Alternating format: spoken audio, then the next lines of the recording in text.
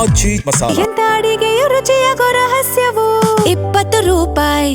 Nice road ಬಗ್ಗೆ ಸರ್ಕಾರಕ್ಕೆ ಪತ್ರ ಬರೆದ ವಿಚಾರವಾಗಿ ಕೇಂದ್ರ ಸಚಿವ ಎಚ್.ಡಿ. ಕುಮಾರಸ್ವಾಮಿ ರಿಯಾಕ್ಟ್ ಮಾಡಿದ್ದಾರೆ.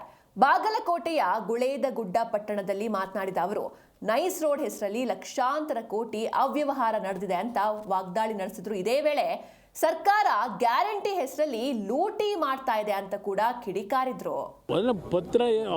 ಪತ್ರ ನೋಡಿಲ್ವಂತಲ್ಲ ಅವರು, ಪತ್ರ ನೋಡಿ ತೀರ್ಮಾನ ತಗೊಳ್ಳಿ. ಪಾಪ ಕೋರ್ಟ್ ಆದೇಶ 78 ಜುಲೈ ತಿಂಗಳಲ್ಲಿ ಬಂದಿದೆ. ಈಗ ಆಗಸ್ಟು 15 ಅದು ಎಷ್ಟನೇ ತಾರೀಕು ಇವತ್ತು 14ಕ್ಕೆ ಬಂದಿದ್ದೀವಿ.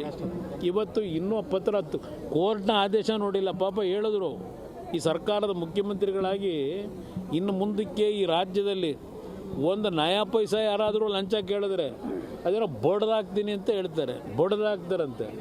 ಇಲ್ಲಿ ಲಕ್ಷಾಂತರ ಕೋಟಿ ವ್ಯವಹಾರ, ಆ BMIC ಯೋಜನೆದು ಲಕ್ಷಾಂತರ ಕೋಟಿ ಹಗರಣ ಕೋರ್ಟ್ ಆದೇಶ ಮಾಡಿದೆ. ಇವರು ಭ್ರಷ್ಟಾಚಾರ ನಿಲ್ಲಿಸೋದು ಆಮೇಲೆ ಇಲ್ಲಿ ಆಗಿದೆಯಲ್ಲ ಕೋರ್ಟ್ ಆದೇಶದ ಹಿನ್ನೆಲೆ, ಅದಕ್ಕೇನು ಆ್ಯಕ್ಷನ್ ತಗೋತಾರೆ ನೋಡೋಣಂತೆ. ಇವತ್ತು ಈ ರಾಜ್ಯದಲ್ಲಿ ಕೆಲವು ಭಾಗದಲ್ಲಿ ಈಗಲೂ ಸಹ ಹಳ್ಳಿಯ ಹೆಣ್ಣು ಮಕ್ಕಳು 6 ಕಿಲೋಮೀಟ್ರು 8 ಕಿಲೋಮೀಟ್ರ್ ನಡೆದು ಸರ್ಕಾರಿ ಶಾಲೆಗೆ ಹೋಗ್ತಕ್ಕಂಥ ಒಂದು ವ್ಯವಸ್ಥೆ ಇನ್ನೂ ಉಳ್ಕೊಂಡಿದೆ ಈ ರಾಜ್ಯದಲ್ಲಿ.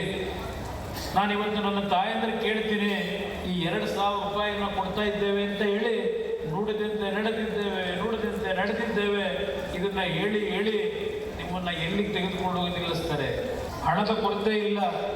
ಈ ರಾಜ್ಯದ ಖಜಾನೆಯನ್ನು ಸದಾಕಾಲ ತುಂಬಿದ್ದೀರಿ ಈ ನಾಡಿನ 6.5 ಕೋಟಿ ಜನತೆ. ಆದರೆ ನೀವು ತುಂಬಿಸ್ತಕ್ಕಂಥ ನಿಮ್ಮ ಹಣ ಹಲವಾರು ರೀತಿ ದುರ್ಬಳಕೆ ಆಗ್ತಾ ಇದೆ, ಹಲವಾರು ರೀತಿಯಲ್ಲಿ ಲೂಟಿ ಮಾಡ್ತಾ ಇದ್ದಾರೆ. ಇದು ಈ ಸರ್ಕಾರ